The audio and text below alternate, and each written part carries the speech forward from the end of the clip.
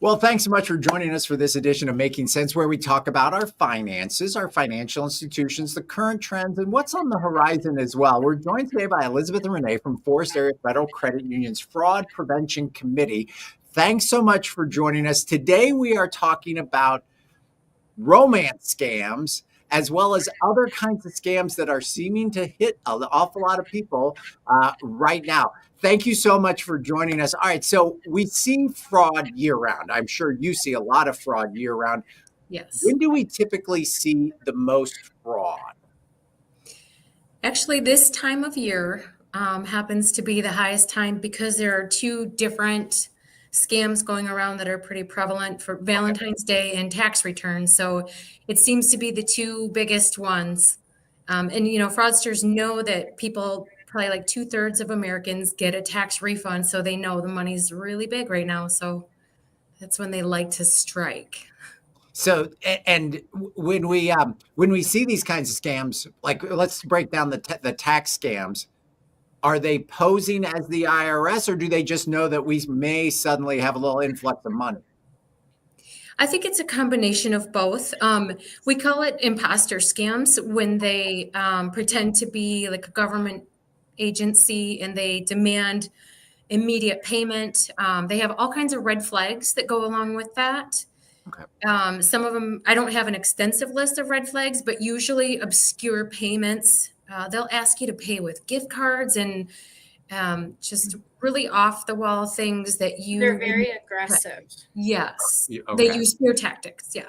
They do. And they scare the member. And a lot of times it's older folks that they're scamming, and they'll call them in the middle of the night. So they've woke them up out of their sleep so they can't think as clearly as they normally would.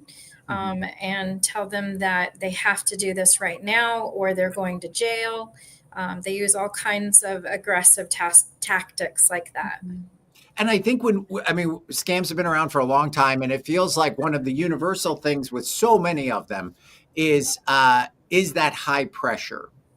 And how many times I've read on the news, the blank agency will never contact you first directly by phone in order to demand payment. That's probably one of those red flags, Elizabeth, that if there's this sense of urgency, slow down, right? Right. Yeah. Okay. And the biggest thing to remember too with the IRS, they already have all of your information. So when you have someone on the other end demanding personal information about you that the IRS should already know, that's a big flag too. Because they already have information. So that's our taxes. And then these romance scams. That's awful. Okay, so what is a romance scam? Oh boy, Renee, would you like to start with that one? Sure. So a romance scam is they find people through social media, some of the dating sites that are out there, and they start a relationship, start out as a friendship, gain their trust, and they quickly move on the relationship, moving it along very fast and making the member think that, I've found someone. And then they start asking for money, giving stories like, I've got a family member who needs an emergency surgery. I'm trying to get to the United States to see you, but I don't have the money. And so, of course, once they've gained the trust of the person, then that person is reluctant to start sending that person money. And it's very sad.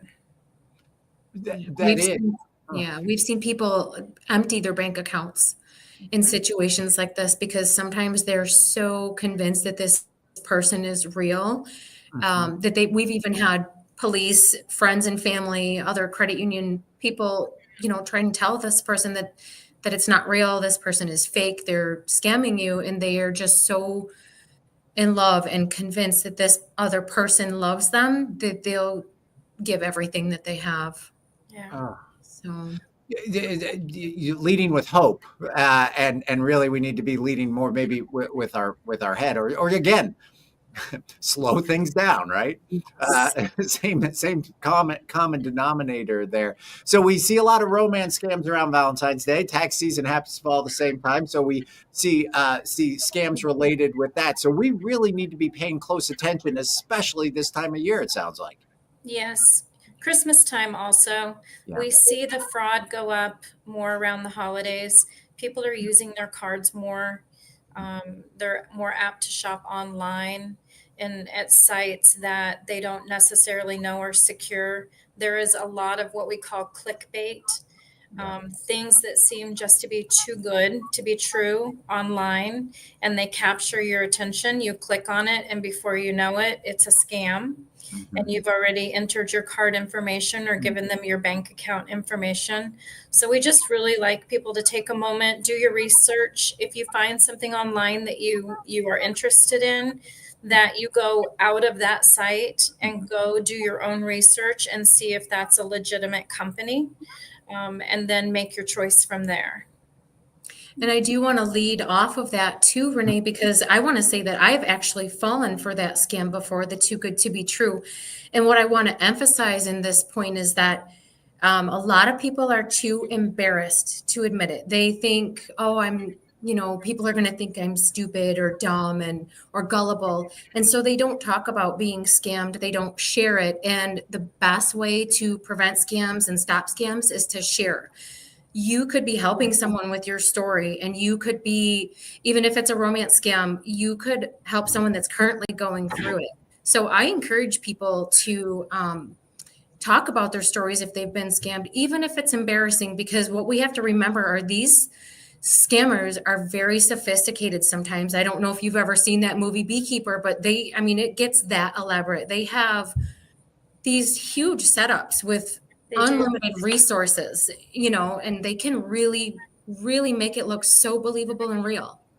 So if it's ever happened to you, don't be afraid to share. Are we seeing, that too good to be true? You say like these scammers, this is their job, right? Correct. Like that's why Yes. they work on this all the time. And so they figure out what works. So if the situation is too good to be true, and we're all starting to realize that, is there a thought that they may start to make it not sound too good to be true in order to make it blend if that's a red flag for us, right? Like $1 million, you just won $1 million. If somebody came and said there's $78 that do the scammers tone it down in order to make it not be so much of a red flag? So they do, Mark. I had a member call the other day, and they said, I have to send this amount of money, and they're going to pay me a larger amount of money. And that scam has been around for a very long time. People do think that they're actually going to get a larger sum of money if they pay a little bit of money out of pocket. Unfortunately, that's not the case. The clickbait that we were talking about is if you're on Facebook or you're on TikTok and an ad pops up, what we have to know about social media also is it's engineered for you. So if you're always looking at things that have to do with cars or fishing or sports, you're going to start seeing ads that are contoured to you. And so they'll start putting clickbait, things that are not necessarily true or fraud. And when you click on it and you think, oh, well, I can get this set of tools if I just pay $9.95 in shipping, I get this whole set of tools that would normally be $500. Sure. And unfortunately, people do fall for those scams. And then once you have given them all of your information, you're hooked and they have your information.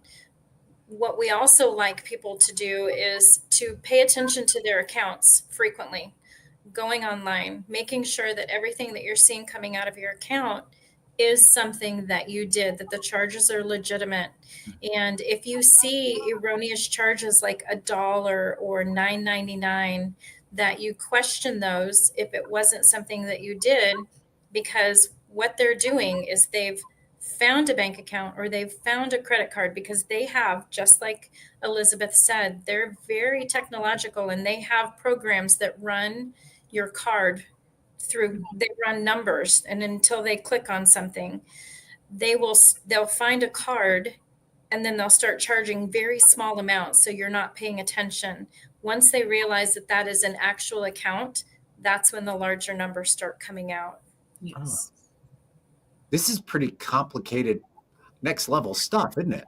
It is. You would think that it was something out of a movie, but it's Right. it's real life. It's stuff that we deal with and we see every day. So Wow.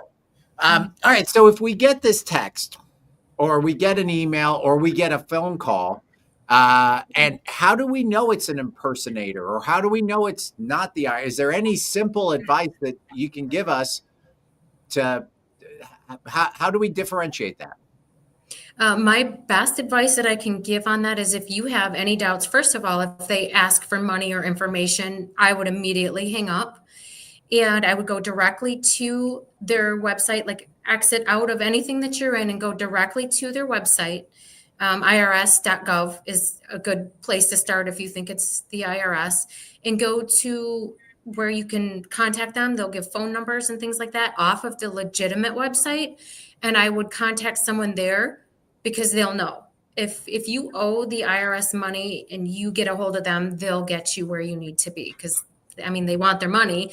But most of the time it's not legitimate. So I advise people to hang up and call back, but don't ever hit redial, because a lot of times the scammers can what we call spoof that number. It looks like it's the IRS calling by caller ID, but it's an app that you can purchase to make your number look legitimate when it's really not.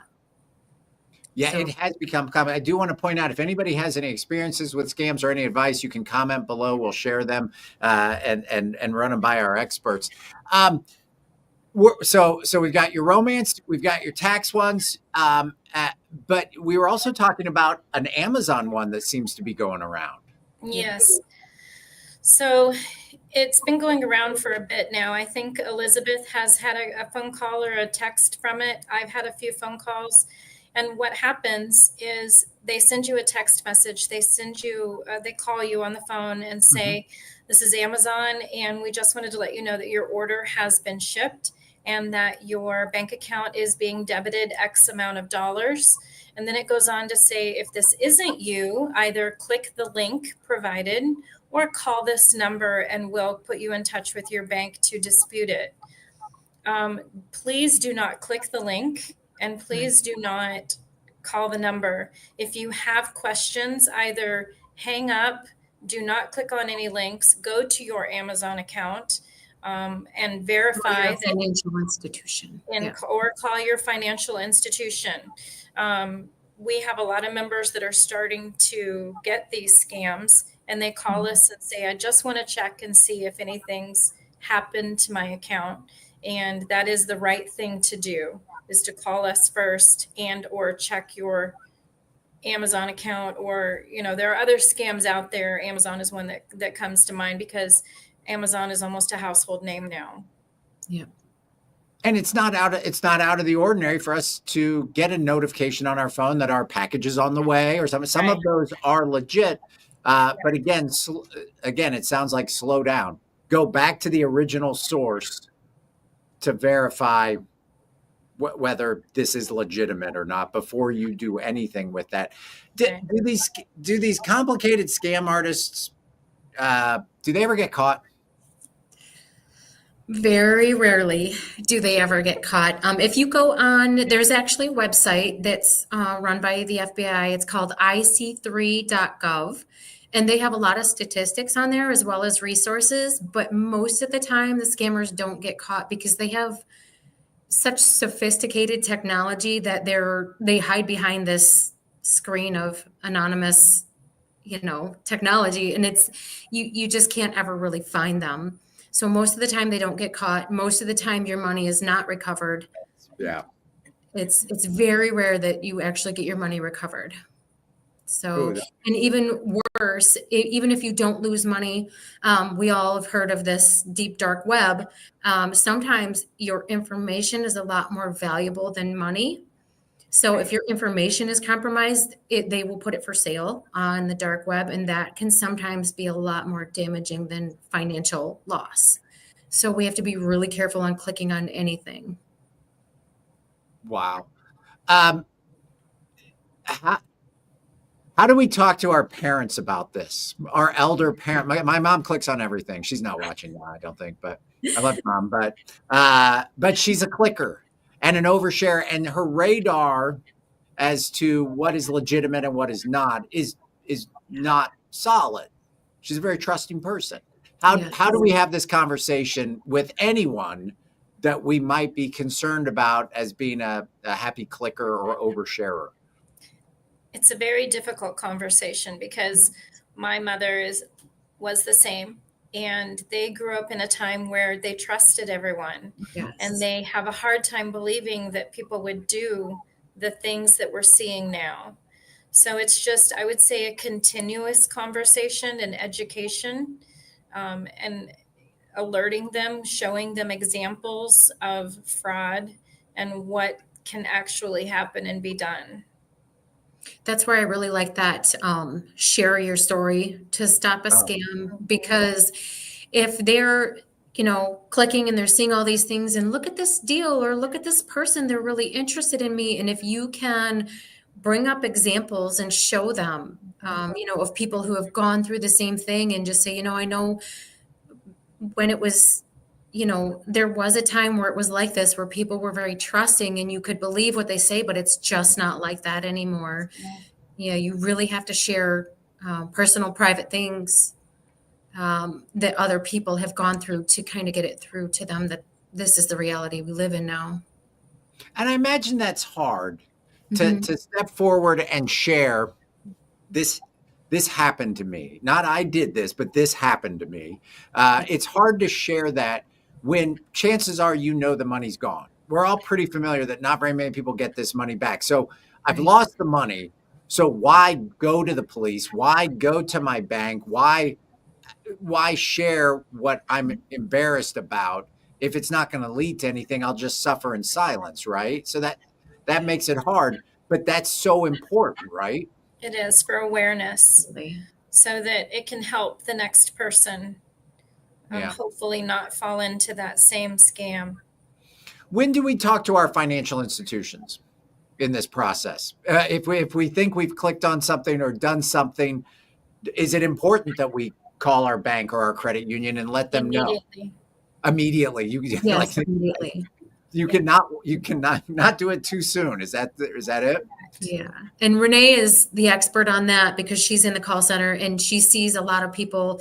That's the first contact point, is the call center. And it's very important because there's a lot of things that we can do to freeze your account and stop things from happening. Yes. But yeah, it's definitely important to do right away to let your financial institution know so they can take preventive measures. These scammers, they work so hard at gaining your trust Mhm. and making you comfortable with them that you want to divulge your information, and then something clicks and they think maybe this isn't Right. accurate, and then they call us and they say, I think I just did something that I wasn't supposed to. And so we walk them through it and we help them secure, everything that needs to be secured, and go from there. Stop the bleeding. Yeah. And then one of the things that we often talk about making here on Making Sense um, is we don't have to be experts in things because our financial institutions have experts in things. And don't be afraid. Don't think that it's a stupid question you're asking, or well, they don't really care about that. If somebody is even hinting or just thinking a little bit, maybe I was a scam. Do they call? What I'm trying to get you to say is don't feel like your situation isn't worthy of a There are call. no dumb questions. Okay. We want to help. That's why we're here. And there is a lot of fraud out there in so many different forms that, we've seen it. So we want to help that person.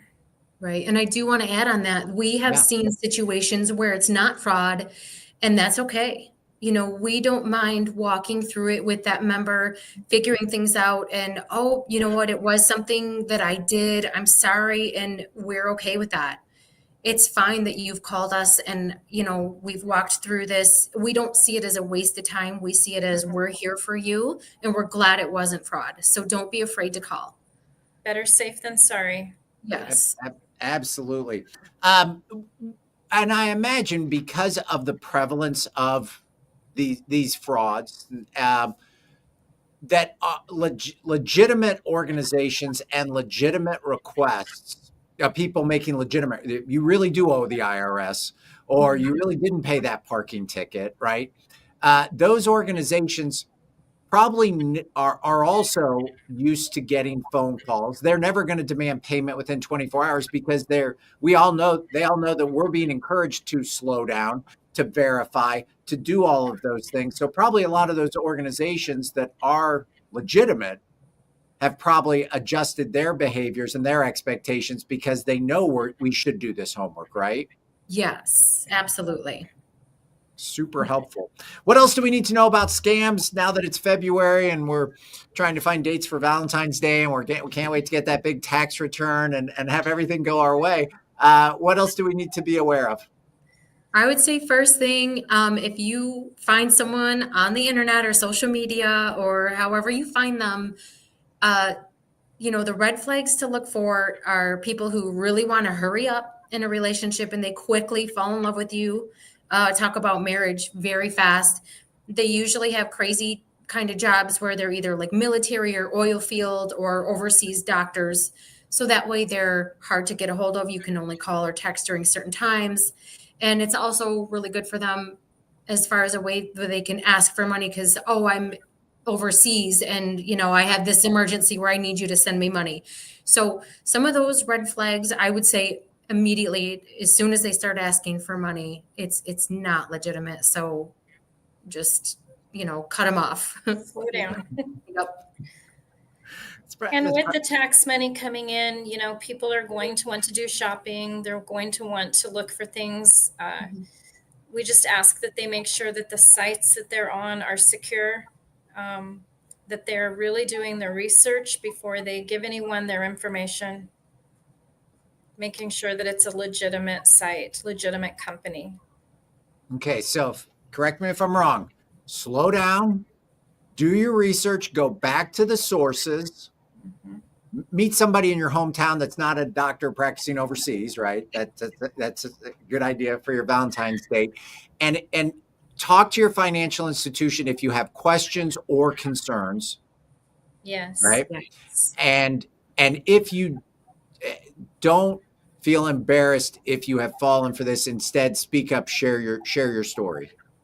Yes, I really like to encourage that because even me in my position, I'm in the fraud department and then I fell for a scam. So I'm here to say it can happen to anyone. I thought I did my research on this too good to be true deal. I had to have these camping chairs and it turned out to be toothbrushes from China and weeks of trying to get my money back, stuff like that. It has happened to me. So please don't be embarrassed. Share your story. Let people know. The more people know, the less people will fall for it. Yeah, you may not save your money, but may save the next victim, right? Right. Yes. And watch out for our elderly population. Yes. Have that conversation with your loved ones, and we all need to keep our radars up. It sounds like. Rene, Elizabeth, thank you so much for your time tonight. Great information. I feel a little bit safer about all of this, and we look forward to catching up to you on a future Making Sense. Thanks, Mark. Thank you. Thank you. Take care. Good night. Bye-bye.